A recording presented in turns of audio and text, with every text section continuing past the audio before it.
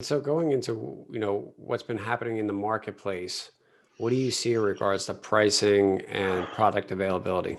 I've had a lot of discussion with a lot of people, and I have to agree with the trend. What we all hope is that this whole big thing's happening, and then they're going to be trickling down effect, and we're going to have 2011, 2012, where we have 3,000 assets coming from Granite, and we're buying like crazy. But now there's 15 Granites out there.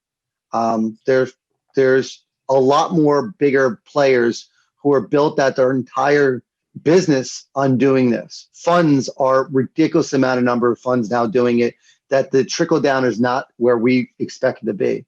But we also see that the value of prices of houses is still up there.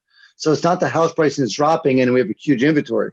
I just don't know if we're going to have that, because people can still sell their house. There's not going to be the underwater effect that we had back then, that we're seeing at all. I mean, people will still maintain the house. I mean, is it the fact that the government's holding the values up by giving people free money? Or is it the fact that people are able to maintain their mortgages? I don't know, but I just don't see the fallout there was. So I do see the fallout in the business suites, in the company, in the buildings out there, in the multifamilies, in the restaurants and whatnot. The question is, how do you turn a restaurant into a cash flowing situation if you're still under COVID, or you're still under some kind of protocol, or you're in a bad situation? How do you turn it over where your business, you bought the note on the real estate and no one can move into it, or you can't evict, or whatever the reason is. That I just see that we have to be more creative. We have to figure out the next avenue.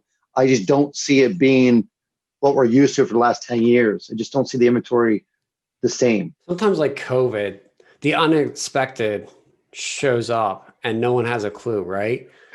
And I kind of feel like that in the current moment as we're at the end of 2020, right? I mean, we have a lot of different forecasters trying to give their opinion on where the real estate market or the economy in general will go, right? And you got some that are very smart that are saying real estate's going to kind of crash on the residential side. And that's obviously depending on the location of within the US. Some will do better than other.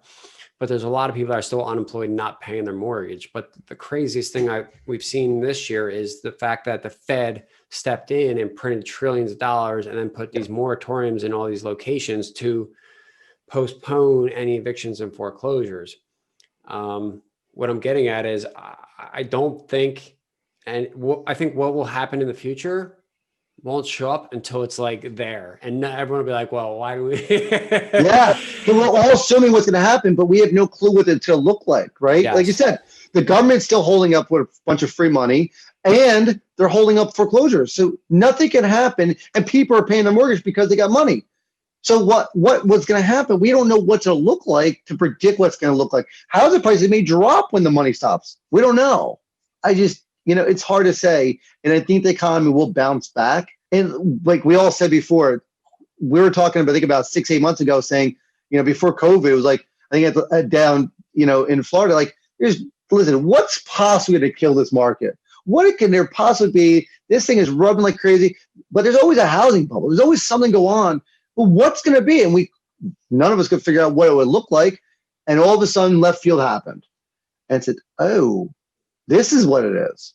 I think that's where our troubles began, that, we get comfortable thinking we know everything and we understand everything, but we didn't know what was going to happen in 2005 when things were going crazy, and left field happened. And then we got comfortable with it, saying, oh, we understand, we learned, but then we're now relearning once again. And I think a lot of us will be incorrect because it's another wave of education that we're having right now.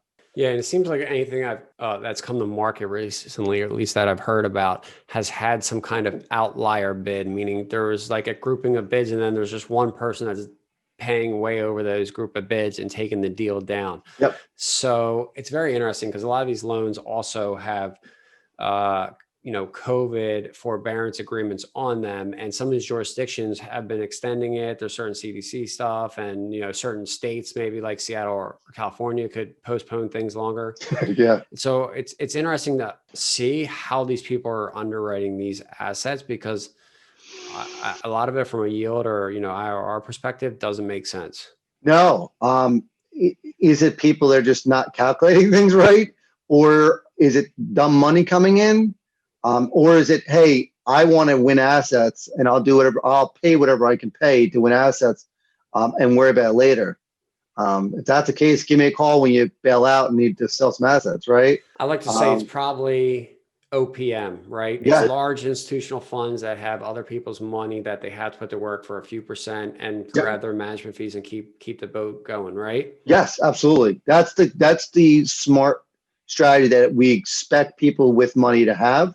There's a lot of people out there that have 3, 4, 5% money that ridiculously low, and they can deal with 6, 7 yield and put management fees and just add interest to it and kill it. But that's just a different gamut for those many smaller investors. But those in the middle, we're looking to go that direction, to move into that direction.